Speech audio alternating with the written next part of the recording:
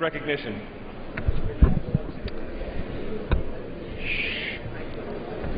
Mr. Speaker. House will come to order.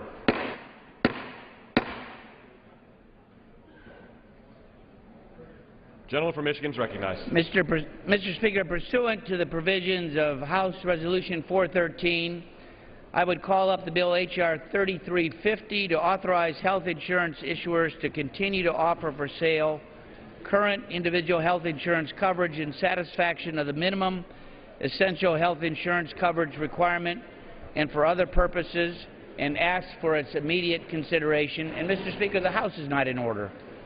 The clerk will report the title of the bill. H.R. 3350, a bill to authorize health insurance issuers to continue to offer for sale current individual health insurance coverage in satisfaction of the minimum essential health insurance coverage requirement and for other purposes. House will come to order. Pursuant to House Resolution 413, the bill is considered read. The gentleman from Michigan, Mr. Upton, and the gentleman from California, Mr. Waxman, each will control 30 minutes. The chair now recognizes the gentleman from Michigan, Mr. Upton. Mr. Speaker, I would ask unanimous consent that all members may have 5 legislative days to revise and extend their remarks and include extraneous material on H.R. 3350. Without objection, gentleman will suspend. House will come to order. Members, please take your conversations off the floor. Is that no problem?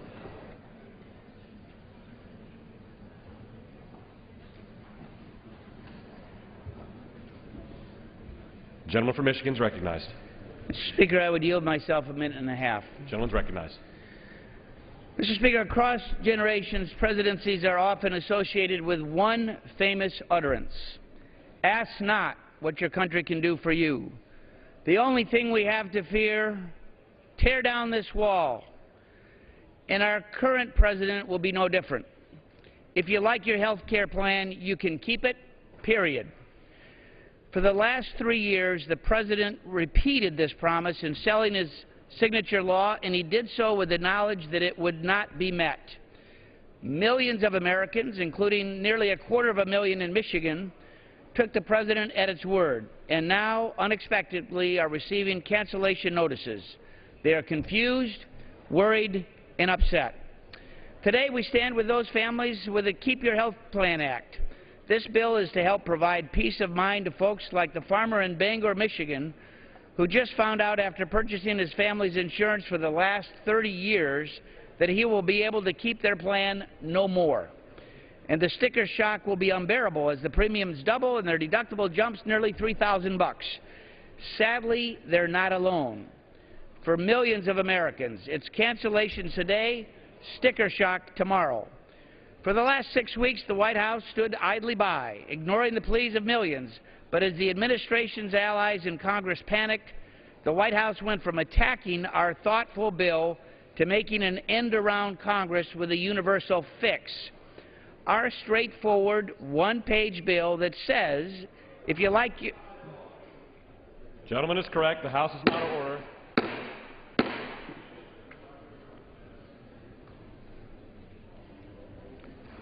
Our straightforward one-page bill says, if you like your current coverage, you should be able to keep it. The president should heed his own advice and work with us, the Congress, as the founders intended, not around the legislative process. Everyone today should embrace the Keep Your Health Plan Act, and our efforts to protect Americans from the damage of this law should not stop there. Let's keep the promise. I reserve the balance of my time. The gentleman from Michigan reserves. The gentleman from California is recognized. Mr. Speaker, I yield myself 3 minutes. The gentleman's recognized for 3 minutes.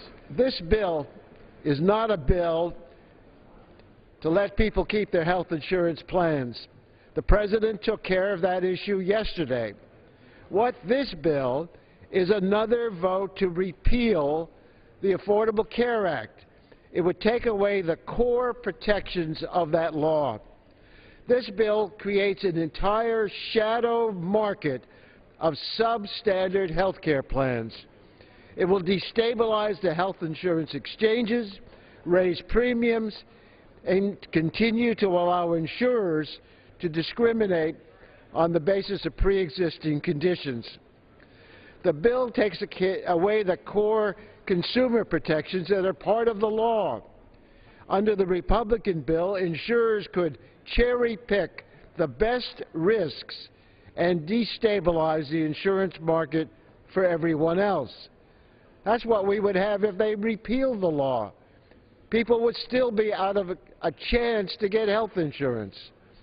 Now, I understand the concern of many members that individuals should be able to keep their health insurance if they like it, but there's a profound difference between providing relief for individuals whose policies have been canceled, which is what the President did yesterday, and recreating the discriminatory, inefficient insurance market that we had before health reform, which is what this bill would do. We need to have some perspective on this issue.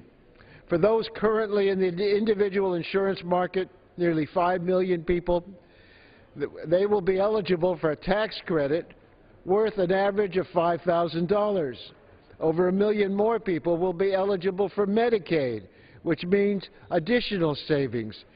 Because of better coverage that protects them from crippling medical costs, millions more will lower their out-of-pocket costs. And the 25 million Americans without insurance will finally get a good deal on quality coverage. No one can be denied coverage because of pre-existing conditions. No one can see higher rates because they get sick. No one can see their rates go up. They won't run up against annual coverage limits or realize too late that their plan didn't cover the key benefits that they need. This week, we learned that 1.5 million people have already applied for coverage, a faster sign-up rate than experienced in Massachusetts, even with all the technical problems we've had. In my state of California, nearly 400,000 people have begun applications in the first month. There will be a total of 6 months to sign up. This program is going to work. These are significant signs of progress. They show us we are on our way. Yield myself another 10 seconds. Gentleman's recognized for an additional 15 seconds. On our way to seconds. dramatically expanding health insurance coverage in this nation. This bill will take us backwards. I urge a no vote, and I retain the balance of my time. Gentleman reserves the balance of his time. The gentleman from Michigan is recognized. Mr. Speaker, I would yield 2 minutes to the gentleman from the good state of Oregon, Mr. Walden. The gentleman from Oregon is recognized for 2 minutes. I thank the chairman, and I thank him for bringing this bill to the floor. I rise today as the voice of at least 150,000 Oregonians who have already received their cancellation notices. They've been told the policy that they liked, that they wanted to keep, they cannot have any longer. I was out in my district for 8 straight days last week. 36 meetings, 12 counties, 2,476 miles on the road from day in the morning to late at night. And I'm going to tell you there are people like Chuck and Jan from Medford who have gone into retirement, had health insurance, got notice that their plan has been canceled. From Mitchell to Bend, from Enterprise to Medford, all over. Not only are their plans being canceled, the replacements are coming back, folks, with deductibles that are $12,000 to $15,000 when they were paying a couple thousand. The premiums are going up, in some cases, double or more. Now, some of them may get a subsidy. A lot of them won't. And now they don't have the plan they were promised that they could keep. And another thing that's insidious that's going on below the surface, meeting after meeting, hours are being cut back. People are losing their jobs. They're getting less take-home pay because of Obamacare. This is a problem all across America. The promise that you could keep your plan was never to be kept, and they knew it, and they continued to say it, and it wasn't true. People are losing their plans, they're losing their coverage, and they're losing access to the specialists that may save their lives. That's right, they won't be able to keep their doctors. Oh, they may, but if the doctor's out of network, there's no cap on what they will pay in terms of a deductible. So financially, you take away their access to health care, the prices have gone up, the access has gone down, and oh, by the way, in many cases, they've lost their jobs or their hours have been cut back. Gentleman's time has expired. The gentleman from California is recognized. Mr. Speaker, I yield 2 minutes to the gentleman from New York, Mr. Rangel, who played such an important role in drafting the Affordable Care Act. The gentleman from New York is recognized for 2 minutes. Let me thank Mr. Waxman, Congressman Waxman, for giving me this opportunity. The majority said that presidents are remembered by certain things and that this outstanding president will be remembered because he said if you have a plan, and he didn't say no matter how bad it is, you can keep it. I think he will be remembered historically of being the first president in the United States of America that has told people that for the first time every American will have access to affordable health care. On the other side, history's got to record them too, that they never said that they had any concern at all and never had a plan for the 30 million people that every day are waiting for this plan to go into effect, and that they would publicly acknowledge that they don't want to improve upon mistakes that may have been made, but they want to derail, to destroy, and to eliminate and to repeal universal health care for Americans. I say this, the President apologized yesterday, and I apologize to those people without insurance today for the United States Congress. If you believe that the administration has done something wrong, for God's sake, let's work together to correct it.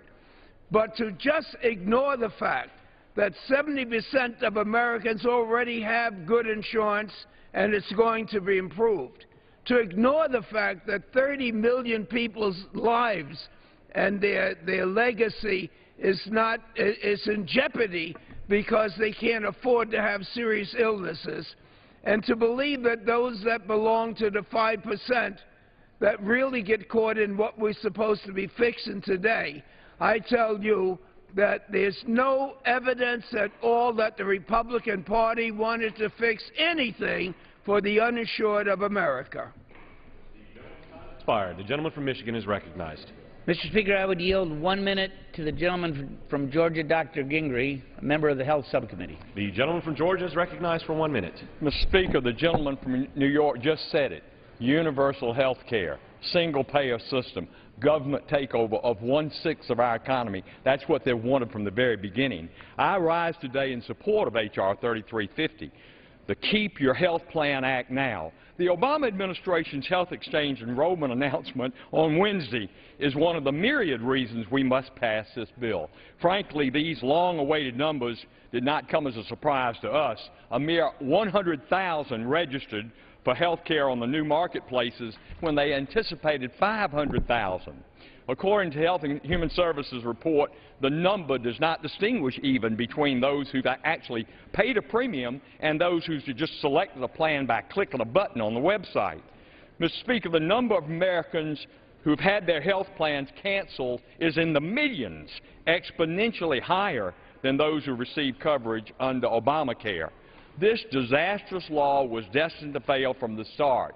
We on this side of the aisle, the Republicans, and indeed the American people, have known for 3 years that this plan is unworkable for small businesses, it's unfair for physicians and their patients, and it's unaffordable for we the taxpayer, we the people. I urge my colleagues, support H.R. 3350, and I yield back to the balance of my time. Gentleman from California is recognized. Mr. Speaker, I yield to the top Democrat on the Health Subcommittee of Energy and Commerce, gentleman from New Jersey, Mr. Pallone, 2 minutes. The gentleman from New Jersey is recognized for 3 minutes. 2. For 2 minutes. 3. For 3 minutes. The gentleman from New Jersey is now recognized for 3 minutes. Thank you, Mr. Speaker, and thank you, Mr. Waxman. Unfortunately, today's bill is a ruse. It claims to make things better, but all it does is to make things terribly worse. And Republicans will hide behind a soundbite and behind a nice-feeling title. But what this bill really does is to go back to the old broken health insurance system. This is just another attempt for the GOP to repeal the provisions of the Affordable Care Act. They've made it their mission to push the ACA to failure, and the only consequence of this bill is just that, seriously damaging the insurance provisions of the Affordable Care Act and the millions of Americans who are expected to benefit from the improved coverage and premium and cost-sharing subsidies available through the new health insurance marketplace. Now, the GOP claims the bill allows people to keep their health plans, but actually it allows old policies with few benefits and sometimes higher prices to be sold to new enrollees. One of the major goals of the ACA was to improve the quality of health insurance policies sold on the private market.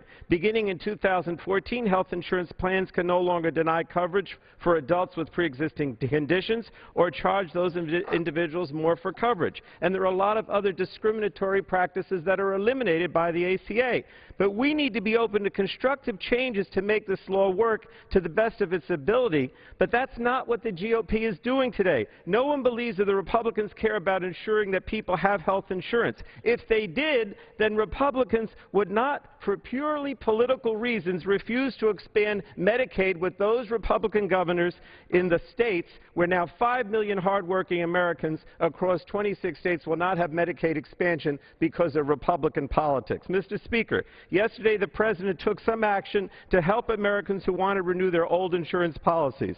Ultimately, though, I hope that those Americans who want to renew those old policies will look at the quality plans available in the new Affordable Care Act insurance marketplace and like what they see, because in most cases they'll find they're able to purchase better coverage at a lower price than their original policies. So when they get sick or they need care, they'll actually have it, not with these old policies that for the most part are not going to provide them with good health insurance. So I urge my colleagues to oppose this bill. This is just another repeal effort on the part of the Republicans. They're not serious about trying to provide health insurance, and this will accomplish nothing for the American people. I yield back. The gentleman yields back. The gentleman from Michigan is recognized. Mr. Speaker, I would yield 2 minutes to the gentleman from Texas, Chairman Emeritus of the Energy and Commerce Committee, Mr. Barton, 2 minutes. Oh, sorry. Yeah. I don't mind letting Steve. I'm sorry. Okay, go right here. The gentleman from Texas, Mr. Barton, is recognized for 2 minutes. The surprised gentleman from Texas is recognized, and I appreciate the chairman. I ask unanimous consent to revise and extend my remarks. Without objection. Mr. Speaker, we're here today to begin the long process of amending, hopefully improving, and if that's not possible, at some point in time repealing the Affordable Care Act. The President, as everybody knows by now, repeatedly said that if you like your health insurance, you can keep it. Well, it has been proven that even when he said it, that was not true. And yesterday the President admitted as much when he said for the next year he would try to honor that promise, if only in the breach. The Upton bill actually correctly honors that promise the correct way by legislatively saying that insurance can continue to provide these private policies, and I would assume some employer-sponsored policies, regardless of whether they meet the new minimum standards under the Affordable Care Act. The bill does not require insurance companies to do so, but it does allow them to do so, and it is our hope as sponsors of the bill that many of those companies will do so, and it is a reasonable expectation that millions of Americans, given that choice, will actually keep the plans that they have and that they like. At some point in time, though, Mr. Speaker, this bill is not the end of the process. It is the beginning, and we need to come back and fix the rest of the bill, the law, excuse me, or perhaps even change it or repeal it. I have a bill that I hope will be brought to the floor at some point in the near future that will make Obamacare voluntary. Let the American people choose what parts of the new law they like, and if they decide they don't like some parts or all of the law, they wouldn't be compelled, mandated, to continue to use some of these new policies. So, Mr. Speaker, I want to commend Chairman Upton and Subcommittee Chairman Pitts for bringing this bill so expeditiously to the floor. and I would hope that we can have a unanimous vote in support of it. The gentleman's time has expired. The gentleman from California is recognized. Mr. Speaker, the gentleman will not get a unanimous vote. At this time, I'd like to yield 3 minutes to the chairman of the Ways and Means Committee, Mr. Levin, to the ranking member of the Ways and Means Committee, soon to be chairman. Gentleman from Michigan is recognized for 3 minutes.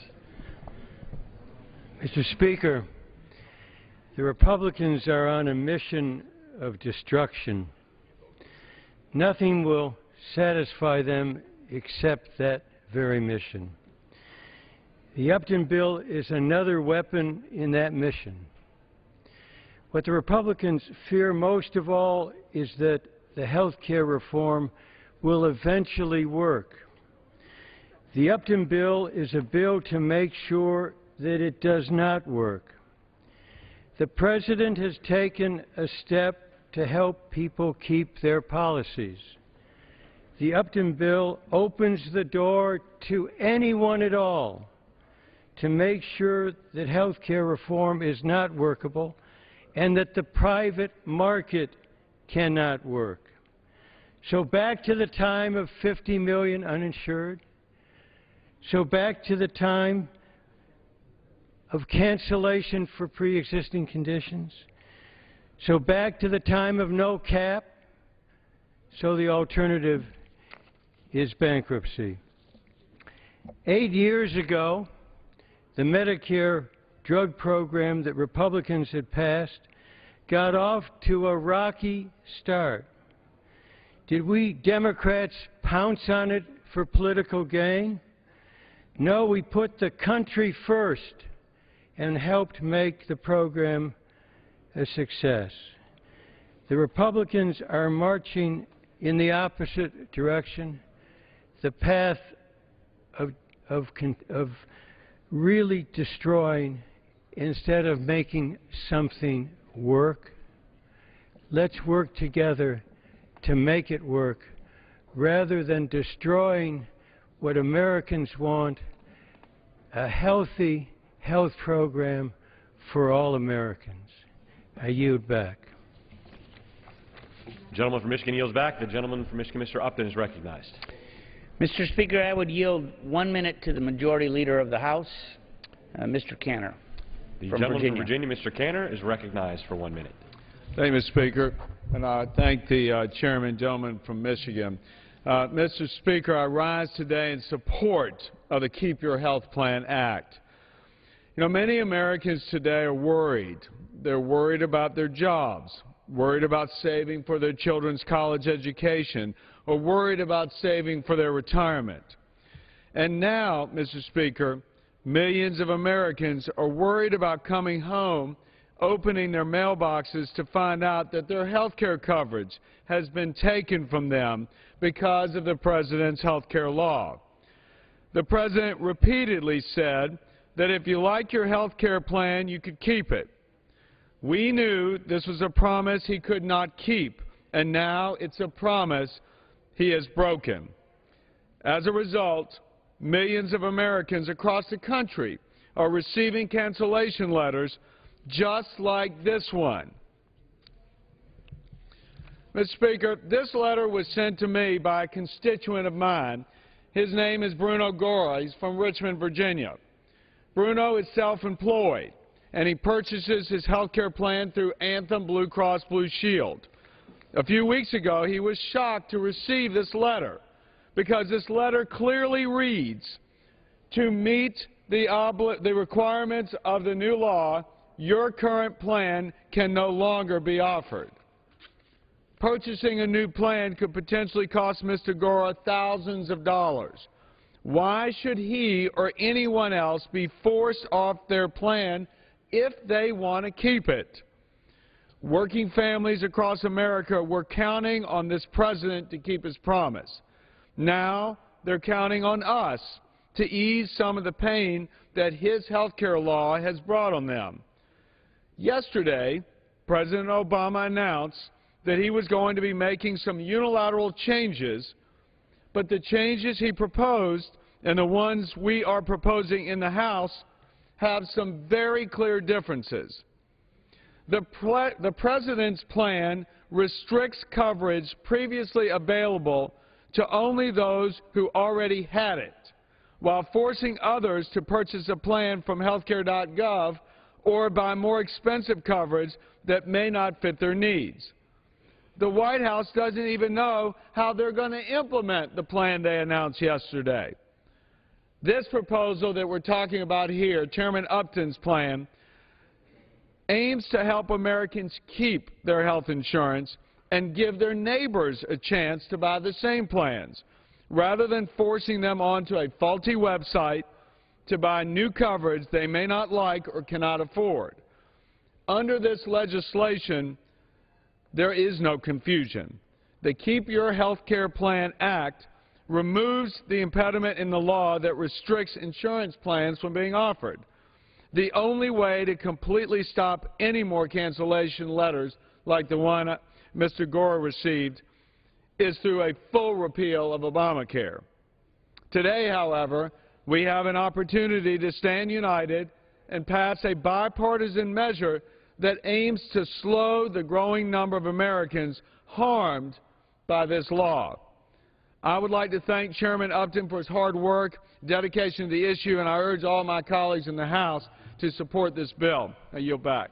The gentleman from Virginia yields back. The gentleman from California is recognized. Mr. Speaker, at this time I wish to yield 3 minutes to the Dean of the House, the Chairman Emeritus of the Energy and Commerce Committee, and the longest-standing member in support of universal health care coverage, the gentleman from Michigan, Mr. Dingell. Speaker, I ask unanimous consent to extend my remarks. Without objection, the gentleman from Michigan, Mr. Dingell, is recognized for 3 minutes. This time, and I express great affection and respect for my dear friend from Michigan, the gentleman, Mr. Upton, who serves the House and his constituents well. However, this is a regrettable piece of legislation. It's nothing more or less than the kind of insurance policies which are being authorized by it that were sold by snake oil salesmen around this country, which gave no relief, no help, and no benefit to the American people. The sad situation is that this not only allows some people to keep their policies, but it allows a lot of snake oil salesmen to run around the country selling bad policies which undo almost all of the protections which we have put into the Affordable Care Act. Things like protections against pre-existing conditions. The fact that a woman might be buying policies, she could be charged more under this legislation on a new policy issued by some sneaky insurance company. The harsh fact of the matter is, this is not a help to citizens. The President said yesterday he was going to take steps to correct the problems.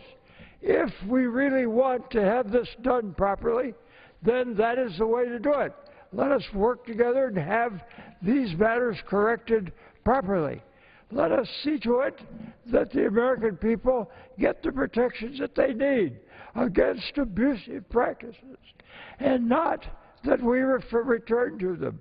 H.R. 3350 allows new sales of bad policies which contain programs and practices barred by ACA to new and gullible purchasers, the ones that we say we seek to protect.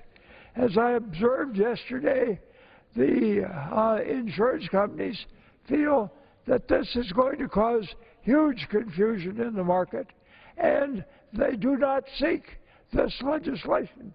The average citizen has been sold a bill of lading which is just plainly false.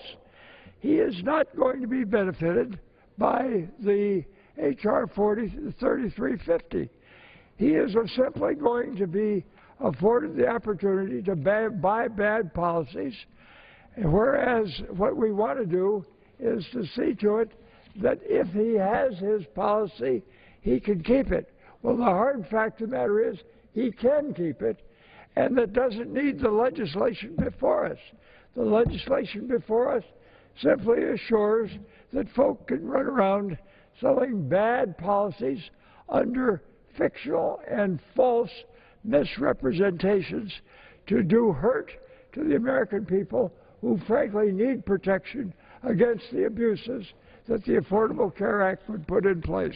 I yield back the balance of my time. The gentleman's time's expired. The gentleman from Michigan, Mr. Upton, is recognized. Mr. Speaker, now I would yield 1 minute to the gentleman from Louisiana, Mr. Scalise, a member of the Energy and Commerce Committee. The gentleman from Louisiana is recognized for 1 minute.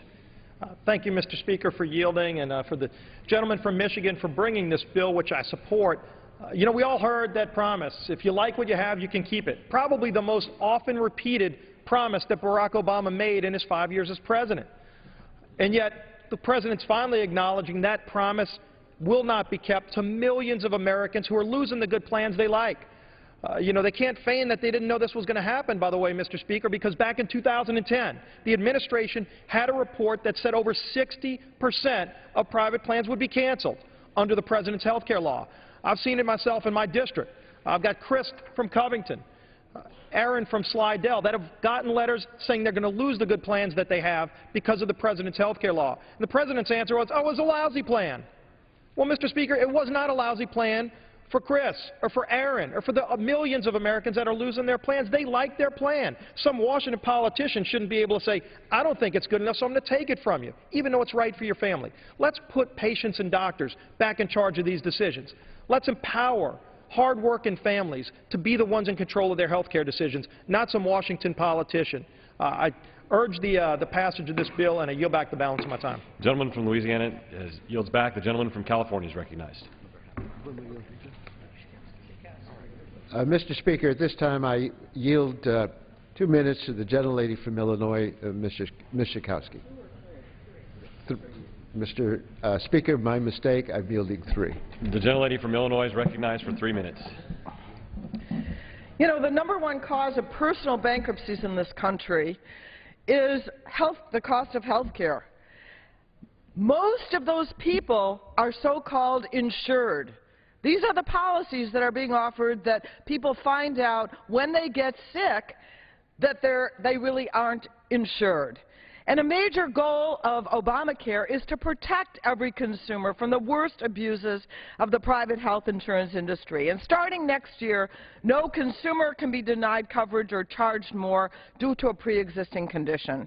This means that 129 million Americans will no longer have to live in fear that they could one day be unable to obtain affordable coverage needed to maintain their health or even to save their lives. The Upton bill would turn back the clock. The Upton bill would allow insurers to cherry-pick among all health care consumers, the young, the healthy, by offering non-Obamacare compliant policies, leaving only the old and sick to purchase coverage in the marketplace.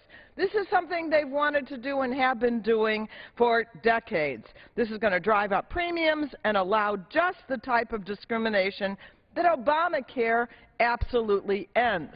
You know, Speaker Boehner said yesterday, we have currently the best health care delivery system in the world. Are you kidding me?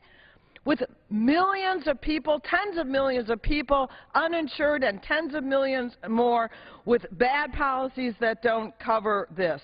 So rather than taking steps to weaken Obamacare, my Republican colleagues should be taking this opportunity to build on Obamacare, as the President did, to fix it. Last week, I spoke with the director of the Illinois Department of Insurance about some of the unreasonable rate increases my constituents have faced in the past, and they're concerned about the new rates being quoted in letters they received from their insurers this fall. He told me that he doesn't have the authority he wants to protect consumers from excessive premiums. This authority includes the ability to deny or modify any unreasonable premium. And Illinois isn't alone. Today, Republicans denied us the opportunity to address this by refusing to consider legislation that would move us forward, provide rate modification authority in every state, instead choosing to move a bill that would drive up premium rates and undermine Obamacare's new benefits and protections. I want to caution people, rather than re-up with some of the policies they have. Check it out. What's really covered? Is hospitalization? Is emergency room coverage? How many times can you go see your doctor? Go to the marketplace. It will be fixed. And pick a plan that is going to provide you with the real coverage, the essential benefits that you need, that are provided under Obamacare. We want to protect you from junk plans that are out there, but we want to let you re-up in plans that actually offer you the kind of coverage you want. That was essential in what the President did yesterday. I yield back. Gentlelady's time has expired. The gentleman from Michigan is recognized. Thank you, Mr. Speaker. At this point, I yield 2 minutes to the Republican whip. The gentleman from California, 2 minutes. The gentleman from California is recognized for 2 minutes. Thank you, Mr. Speaker, and I thank the chairman for his work in keeping his pledge to bring this bill to the floor. I rise today in support of H.R. 3350, the Keep Your Health Care Plan. From the start, Obamacare has been a disaster. First, the individual mandate was a bad idea before, and even more dangerous now, because it's forcing people to choose health care they do not want, cannot afford, and isn't right for themselves and their families. Second, the President's credibility continues to crumble, as independent news sources has confirmed that he intentionally broke his promise to every American about whether they can keep their insurance under this law. We will continue to see the shockwaves of Obamacare. Today, it is the fact that Americans cannot keep their coverage. Tomorrow, it'll be the staggering and unexpected cost. Next month, it'll be about losing access to their doctor, and the list continues to go. No administrative fix will undo the harm this law has caused. Republicans believe that we must try and help Americans who have been harmed by Obamacare. That is why today we'll pass a bill to allow Americans to continue to enroll in plans currently offered without facing the individual mandate penalty. What the American people and our constituents need is certainty. The only approach that begins to provide them certainty is the bill before us today. Our bill allows Americans a choice. It lets individuals keep their health care plan while giving others who currently are uninsured an escape hatch from Obamacare. Our bill will allow individuals, whether they are a mother of a sick child, a small business owner, or a young, invincible adult, to keep their current plan. The National Federation of Independent Businesses and senior groups such as 60 Plus are urging Congress to fulfill its duty and pass this bill. I urge my Democratic friends to join with us. Many of them voted for this bill. They stated they had an intent that Americans can keep their plan. Today is their opportunity to keep that pledge. I yield back. The gentleman from California yields back. The gentleman from California, Mr. Waxman, is recognized. Mr. Speaker, at this time I yield 2 minutes to the gentleman from the state of Washington, Dr. McDermott, who is the ranking member of the Health Subcommittee of Ways and Means. The gentleman from Washington is recognized for 2 minutes. Without objection. Mr. Speaker, my mother used to say patience is a virtue. I haven't seen so much panic on this floor since 9/11. Now, the fact is that a couple of members who used to be here, Jay Inslee, who's now governor of the state of Washington, Mike Kreidler, who's the insurance commissioner of the state of Washington, have already said they will not implement this because it is not good for the people of the state of Washington. They've looked at it. We have worked hard to implement the Affordable Care Act. And now we have a bill out here with no hearings whatsoever, run out here, and we're told there will be no confusion. There will be nothing but confusion. You have 50 insurance commissioners around this country who are going to be suddenly given a bill after we write some rules and regulations here that require the insurance companies to sell policies to people. I can't believe what I'm hearing. I thought the Republicans believed in the free enterprise system. This is socialism. This is government saying to insurance companies, you must sell a policy to somebody next year that you sold to them this year. When did we shift on the Republican side to the Congress telling an insurance company who they have to sell a policy to or what's in the policy. I only have 2 minutes. Our bill does not say must sell. The fact is that they are going to have to put the policy out there. They've been working and implementing this law for 3 years. And now, 6 weeks before it actually begins to take effect, we run in here and say, wait a minute, you got to start selling policies like the ones that you sold last year. Do you think they didn't think through what they're doing? I mean, I don't understand. The free enterprise system is lions, and they're eating antelopes. I urge you to vote no against this because you're going to create endless confusion in this country in the insurance market. The gentleman's time's expired. Gentleman from Michigan is recognized. Yield myself 15 seconds. The gentleman needs to read our bill. It doesn't say that the insurance companies must sell those policies. That may be in the Senate bill, the Landrieu bill. It's not in this bill. I would yield 1 minute to the Vice Chair of the Energy and Commerce Committee, Gentlelady from Tennessee, Ms. Blackburn. Gentlelady from Tennessee is recognized for 1 minute. Thank you, Mr. Speaker. I thank the chairman for the superb job that he has done on bringing H.R. 3350 to the floor. And I thank him for listening to millions of Americans who have been so forthright in saying, we do not want the President's health care law. It is destroying our access to the health care that we like. It is taking away our health care plans. Never has there been a federal mandate who has just swept so many people aside and said, you must buy this product. Some of you have asked why we're doing this. Let me tell you why. We're doing it for my constituents like Carolyn and Lucy and Cindy and Wilma, all small business owners, all female heads of households who have written us and have said, we are being forced out of the plan that we like. We're being forced away from the doctor that we like. We're being forced to buy a product we do not like. I thank the gentleman. I yield back the balance of my time. Gentlelady's time has expired. Gentleman from California is recognized. Mr. Speaker, I yield 2 minutes to the gentlelady from California, Rosa DeLauro. From Connecticut, Rosa DeLauro. A state that also starts with a C. The gentlelady from Connecticut is recognized for 2 minutes. Since this Republican majority took office, we have taken vote after vote after vote intended to disrupt, delay, defund, or outright repeal the Affordable Care Act. Last month, this House majority shut down the federal government. They threatened a catastrophic debt default in order to gut this law. Now, when the Affordable Care Act is going into effect, are we supposed to believe that this Republican majority is putting forth a good faith effort to improve the bill? It doesn't wash, and it defies imagination. This bill is designed to weaken the health care law, to roll back the clock on the reforms we worked so hard to pass.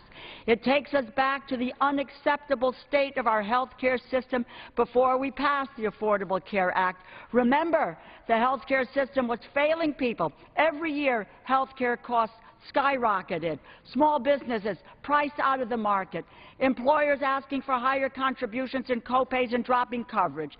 People with pre-existing conditions were being socked or left on their own. Every year, more people had no insurance whatsoever.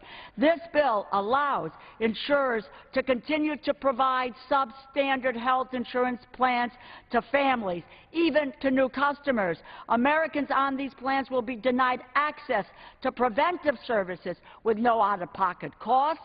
It takes us back to a time when people were not guaranteed coverage for maternity, pediatric care, hospitalizations, where families faced annual caps, lifetime caps. It takes us back to a health insurance market that rejects people with pre-existing conditions. Once again, this Republican majority is trying to put insurers back in the driver's seat. Let them control the health of American families. This majority was never interested in reforming our broken health care system. They've never been interested in the Affordable Care Act, and now they are not interested as well. This is a cynical, transparently political bill. Oppose it. Gentlelady's time's expired. The gentleman from Michigan is recognized. Mr. Speaker, I would yield 1 minute to the chairman of the Oversight and Investigation Subcommittee on Energy and Commerce, Dr. Tim Murphy. 1 minute. The gentleman from Pennsylvania is recognized for 1 minute. Mr. Chairman, the majority is very concerned about health insurance plans and very concerned about those people who have lost their plans. When this bill was originally marked up a couple of years ago in the Energy and Commerce Committee, repeatedly we heard from members on the other side of the aisle saying that if people liked their plan, they could keep that indefinitely. They were grandfathered in. This needed a fix several months ago, and the President of the United States has said he wants Republicans and Democrats to work together for a solution. We're offering to work together. And yet the President has said he would veto this. But the President offered only a partial fix. It will lead to more confusion. The question is, will it lead to class action suits against insurance companies who fail to comply with the law? And many states are saying this partial fix is not sufficient. We need a legislative fix. We need a way that people can still have their option for buying their plan. And that what we have to see here is that it's a bigger problem for American families who have found that their insurance is lost and they want to be able to keep it. I yield back. Gentleman yields back. Gentleman from California is recognized. Mr. Speaker, may I inquire how much time is left? Gentleman from California has 10.5 minutes remaining. The gentleman from Michigan has 16 3/4 minutes remaining. Mr. Speaker, at this time I yield 2 minutes to the gentleman from Maryland, Mr. Hoyer. The gentleman from Maryland is recognized for 2 minutes.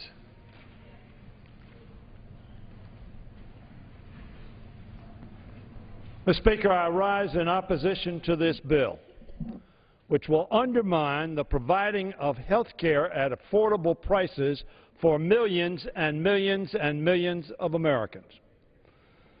We said to those Americans that prior to the adoption of this act, if they had a policy, they could keep it. That was accurate.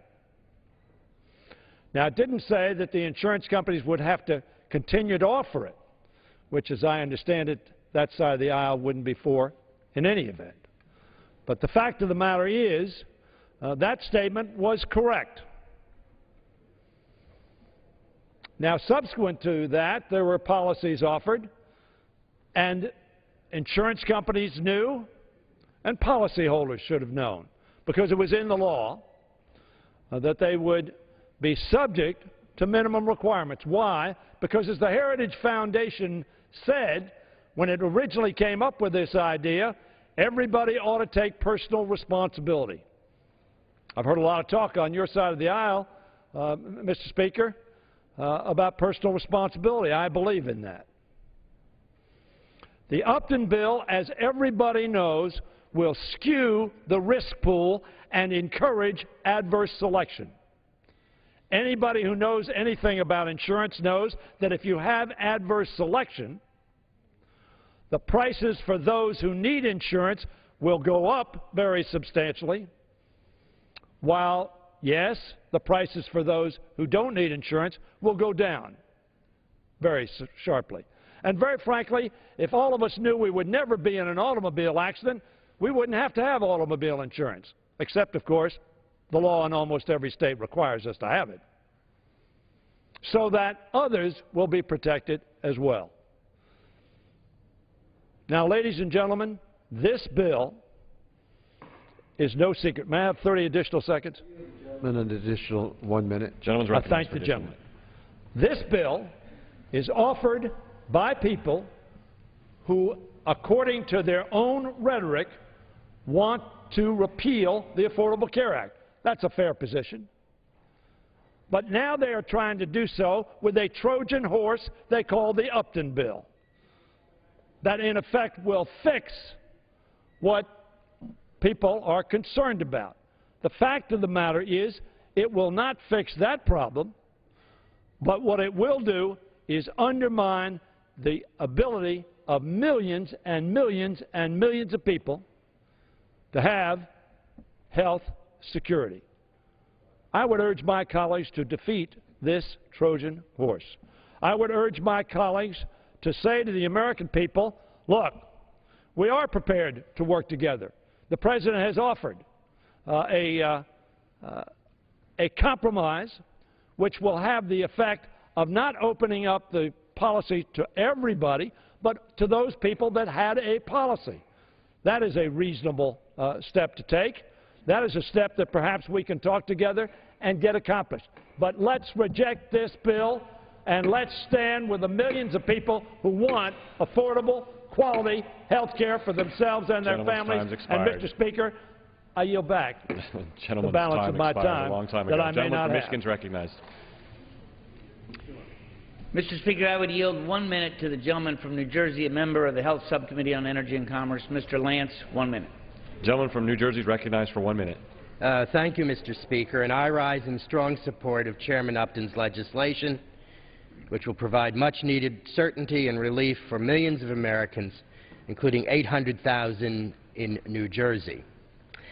Regarding this issue, the New York Times editorializes this morning that the President has damaged his credibility, and it is uncertain how he can earn back the public's trust. I would suggest support of this bipartisan legislation will earn back the President's trust.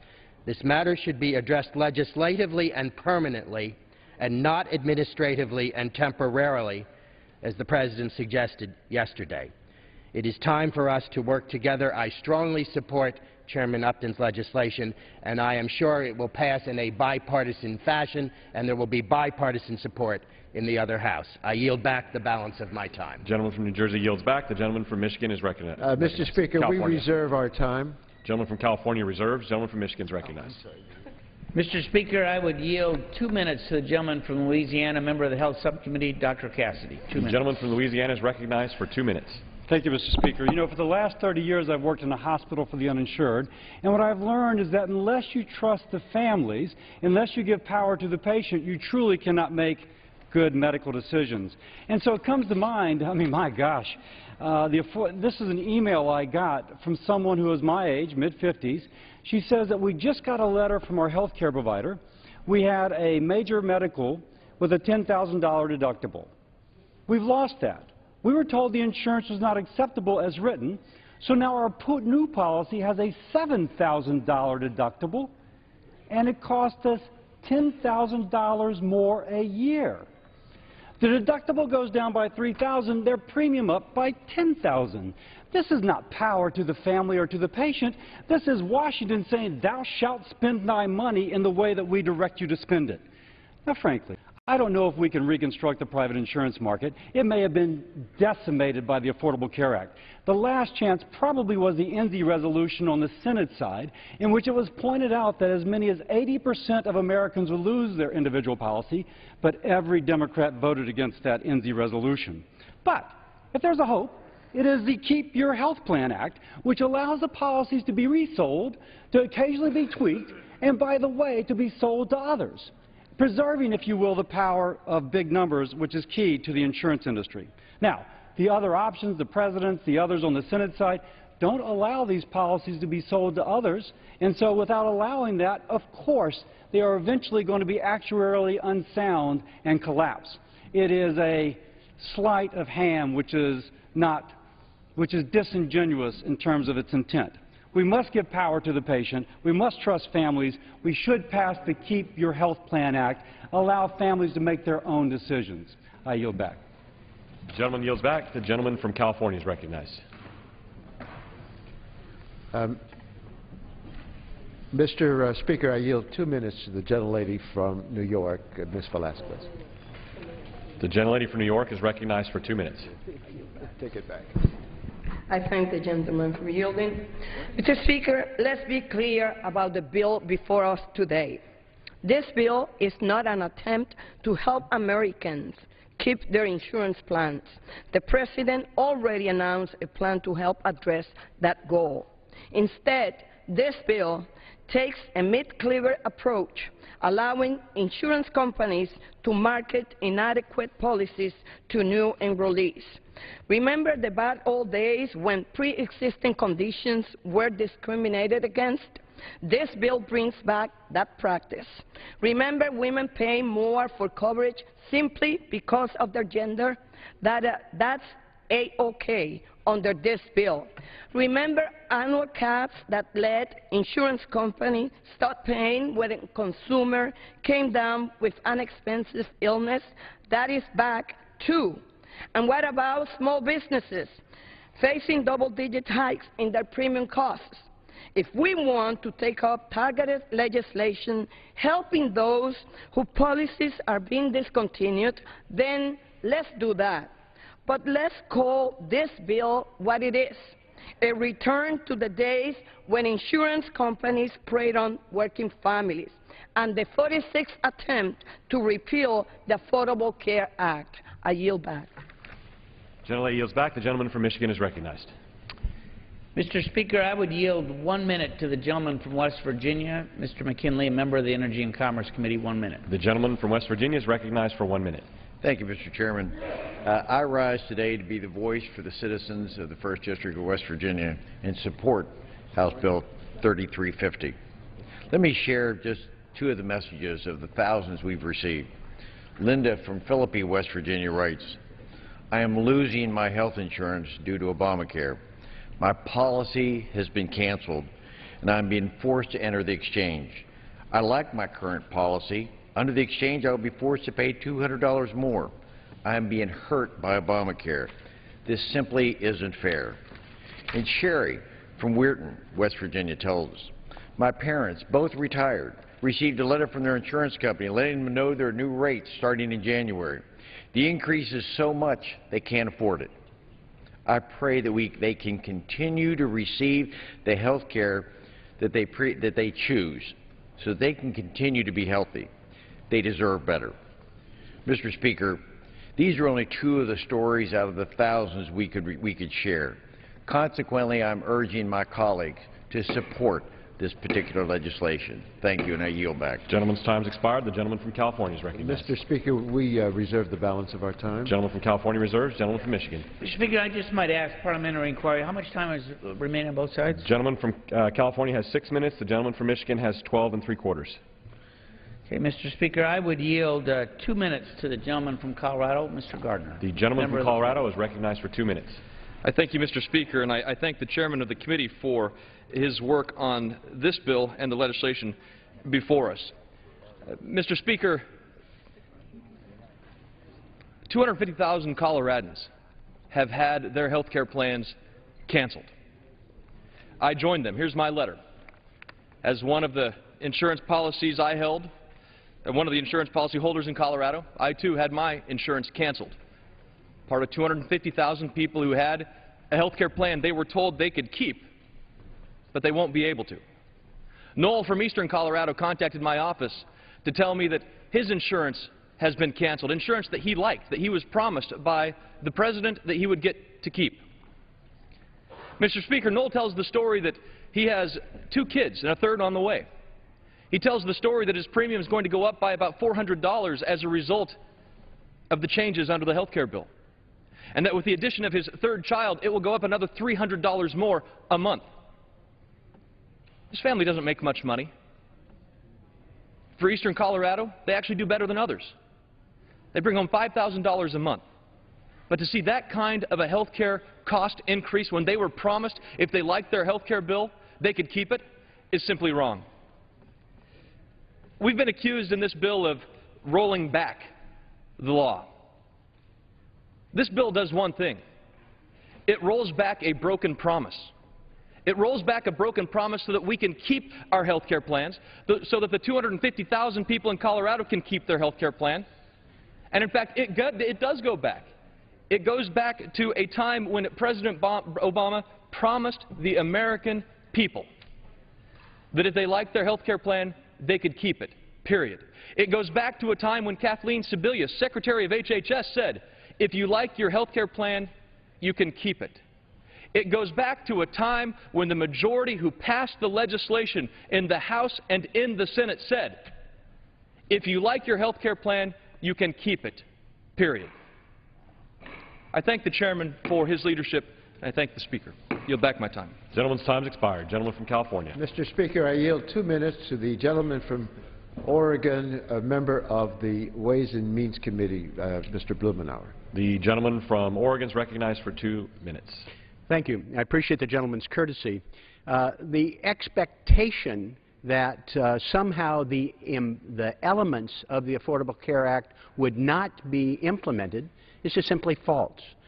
People can keep health insurance, but there are always going to be the new standards to make sure that people no longer have insurance in name only. That's what we heard about repeatedly in the efforts to try and reform the health care system, that people had great health care plans until they got sick. We have minimum standards going forward, and all plans will be required to meet those standards. That was in the law, and that is reasonable. We're in the midst of the greatest, most significant reform of health care in a generation, and it's already having significant effects. Medical inflation, medical cost inflation, is at a 40-year low over the course of the last 3 years. We have significant expansion of coverage already. Hundreds of thousands of people in lower incomes have been able to have access to health care for the first time. Small businesses that have been burdened for years by health care costs now get access to tax credits, and it gets better for them going forward. It is, I think, ironic for people to talk about somebody losing access to a doctor who's no longer in a network. That happens every year. It happened previously, it'll happen in the future, unless you're going to somehow sentence doctors to participate in plans. You can't force them. And shedding crocodile tears because there are some plans that are canceled. In this individual insurance market, routinely 40, 50, 60% every year are turned over. I sat on the floor and heard, may I have 30 additional seconds? Yield the gentleman an additional 30 seconds. Gentleman's recognized. I sat on the floor and heard my colleague from Oregon, Mr. Walden, talk about a very attractive family from southern Oregon that are somehow going to now face $12,000 deductibles. I wanted